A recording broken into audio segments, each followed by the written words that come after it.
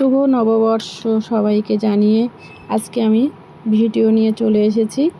তো আজকে আমি আমের চাটনি বানাবো, তো সেজন্য আমগুলো ভালো করে খোসা ছাড়িয়ে ধুয়ে নিয়েছিলাম।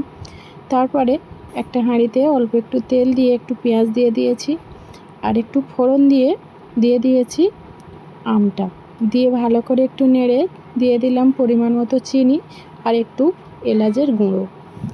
তারপরে হয়ে গিয়েছে কিছুক্ষণ পরে আমি দিয়ে দিলাম কিশমিশ আর কাজু ধুয়ে রেখেছিলাম, দিয়ে দিয়েছি। দিয়ে আমি আমের চাটনিটা নামিয়ে নিয়েছি। তো তারপরে একটা কড়াইতে আমি তেল, শুকনো লঙ্কা আর পেঁয়াজ দিয়ে আলু আর উচ্ছে এখানে ছোট ছোট করে কেটে রেখেছিলাম দিয়ে দিয়েছি। ওদিকে উচ্ছে ভাজাটা হয়ে গেছে। এখানে খাসির মাংসটা আমি মশলাটা কষিয়ে নিয়েছি। তারপরে খাসির মাংসটা ধুয়ে নিয়েছি, ধুয়ে নিয়ে মশলায় দিয়ে দেব, দিয়ে ভালো করে কষিয়ে নেব। তো এইভাবে কষতে কষতে কিছুক্ষণের জন্য ঢাকা দিয়ে মাঝারি আঁচে রেখে দেব। তারপরে ওদিকে একটা হাঁড়িতে কিছুটা জল দিয়ে দেব। এঁচোড়টা আগে থেকে আমি প্রেসার কুকারে সিদ্ধ করে রেখেছিলাম।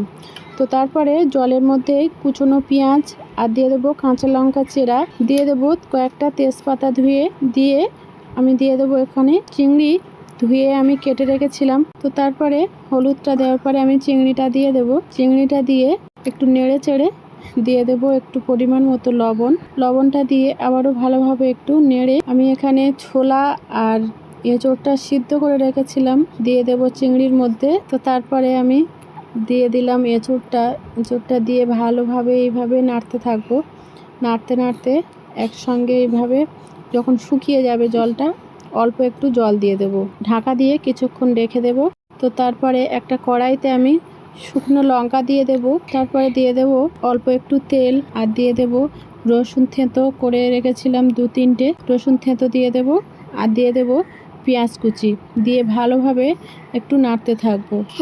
তো নাড়তে নাড়তে এদিকে এঁচোড়ের মধ্যে আমি অল্প একটু চিনি দিয়ে এভাবে একটু নেড়ে আর দিয়ে দেব পেঁয়াজের মধ্যে। তো পেঁয়াজের মধ্যে দিয়ে ভালোভাবে আমি এইভাবে মিক্স করে নেব। তো তারপরে গরম মশলার গুঁড়ো দিয়ে এইভাবে আবার একটু নেড়ে নেব। নিয়ে আমি এখানে ঘি দিয়ে দেব 2 চামচ। ঘিটা দিয়ে ভালোভাবে একটু নেড়ে নেব, নেড়ে তারপরে নামিয়ে নেব। তো নামানো হয়ে গেছে, এখন আমি পরিবেশন করব। তো দেখুন আমার মেয়েরও আজকে হ্যাপি বার্থডে, তো সেজন্য ওর একটা থালা সাজিয়ে দিয়েছি। তো এখন খেতে বসেছে। তো প্রথমে উচ্ছে ভাজা দিয়ে ও খাচ্ছে, তারপরে উচ্ছে ভাজাটা শেষ করে এখন এঁচোড় দিয়ে যে চিংড়িটা করেছিলাম এঁচোড়টাও খাচ্ছে। এঁচোড়টা ওর প্রায় খাওয়া হয়ে গেছে, এখন মাংসটা দিয়ে খাবে। তো সেজন্য মাংসটাও নিচ্ছে। এখন খাসির মাংসটা তুলে নিল। তো খাসির মাংসটা দিয়ে খেয়ে নিয়ে তারপরে চাটনি দিয়ে শেষ করবে। তো বন্ধুরা কেমন হয়েছে কমেন্টে অবশ্যই জানাবেন। যদি ভালো লাগে বন্ধুদের সঙ্গে শেয়ার করে দেবেন। কি বন্ধুরা শেয়ার করবেন তো?